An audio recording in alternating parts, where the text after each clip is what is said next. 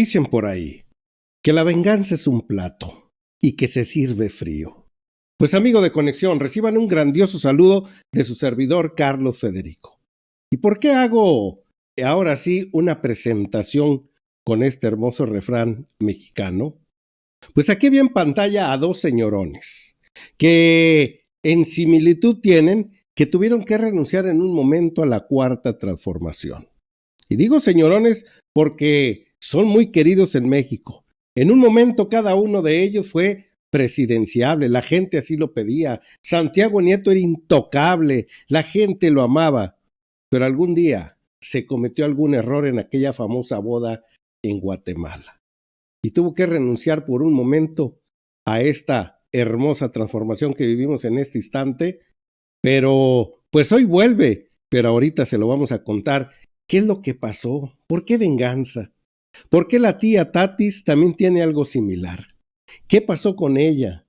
Renuncia el día de hoy, pero volverá el día de mañana como lo hace el gran exdirector de la UIF. Eso lo vamos a ver el día de mañana, pero hoy nos toca ver a Santiago Nieto.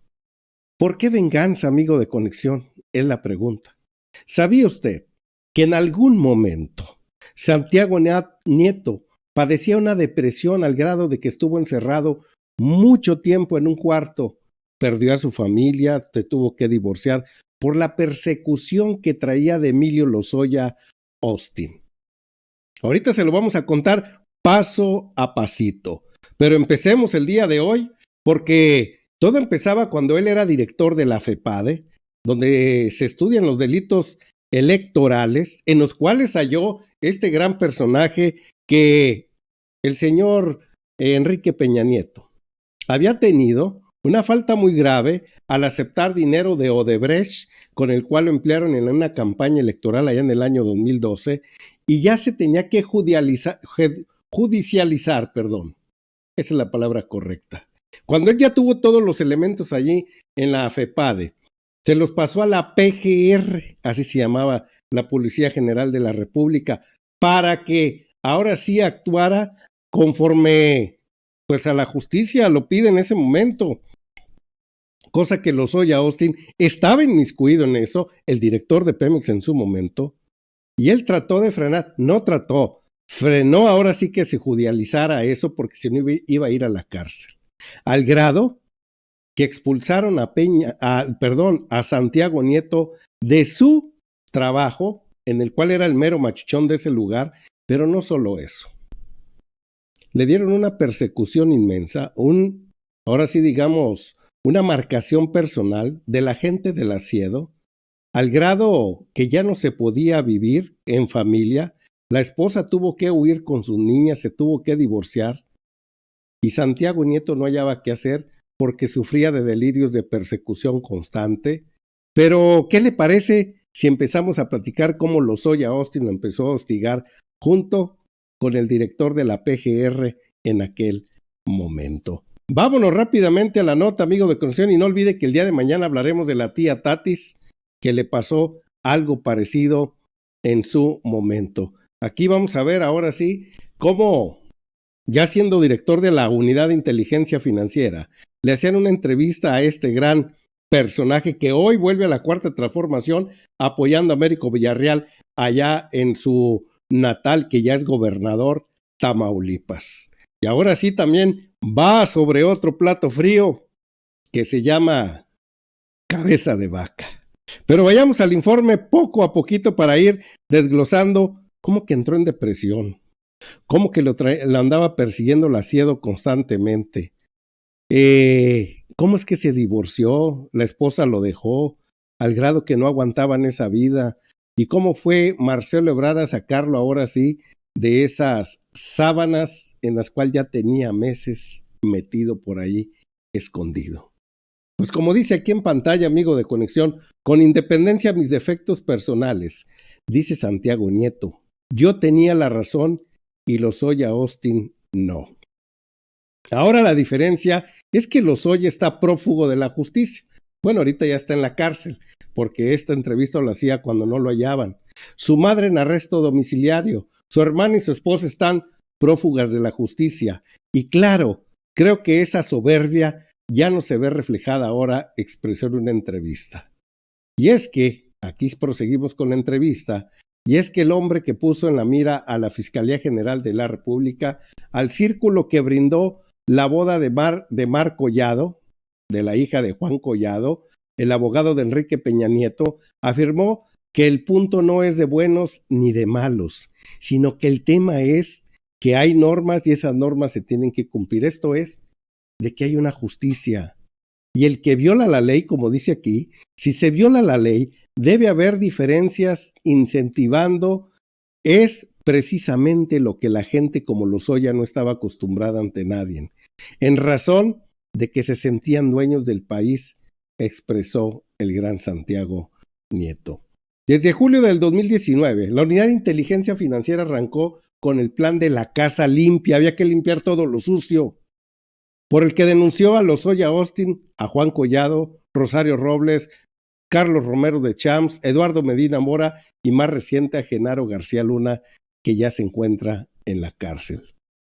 Pero las deudas con Santiago Nieto datan del 2017. Aquí viene lo que le platicaba. Cuando, como titular de la Fiscalía Especializada de Atención de Delitos Electorales, mejor conocida como la FEPADE, inició una investigación contra el exdirector de Pemex, quien presuntamente recibió sobornos de Odebrecht para financiar la campaña política de Peña Nieto allá en el 2012, cuando le hicieron el fraude a Andrés Manuel López Obrador.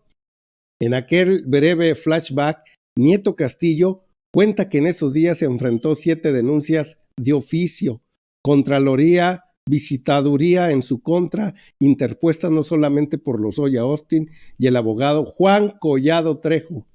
¿Ahora entiende por qué Juan Collado está en la cárcel? Vuelvo a repetir, la venganza es un plato y se sirve frío. Quien ha actuado como defensor de Juan Collado y Romero de Champs, sino hasta por el exgobernador de Chihuahua, César Duarte, quien se encuentra prófugo de la justicia en ese momento, ya en este instante ya está apresado. Empezaron a revisar toda mi actuación, dice Santiago Nieto, de todos mis expedientes, para ver si me encontraban algo. En ese contexto, recibo las amenazas, dice, en ese contexto recibo las amenazas en aquel 2017, recibo las amenazas en contra de mis hijas, recibió amenazas en contra de sus hijas, tengo el rompimiento de mi matrimonio, tengo que ir a vivir en un departamento prestado, un poco tratando de reiniciarme. ¿Qué significa eso? Que cayó en una depresión y no hallaba cómo volver a comenzar. Se encontraba encerrado, tenía meses, su esposa ya casi no se paraba por ahí por miedo a que constantemente lo estaban vigilando. Recuerdo muy bien que Santiago Nieto platicaba y decía, me ofrecieron una maleta de dinero con el fin de que yo me callara, que no dijera nada todo lo que sabía acerca de la situación de Odebrecht, cosa que no admití y por eso empezó la persecución constante en contra de mí, porque pensaban que yo iba a hablar algún día, que iba a actuar algún día. Me querían desaparecer y la esposa decidió correr. Al final lo que hice, dice por aquí, al final lo que hice en esos meses fue defenderme jurídicamente, reinventarme de la situación en que se encontraba y dar un tránsito que no había hecho, como un mecanismo de supervivencia personal, pública y política, que fue vincularme a un partido político relata. O sea, andaba buscando cobijo de un partido para que le diera de cierta manera inmunidad y ya no lo estuvieran hostigando constantemente.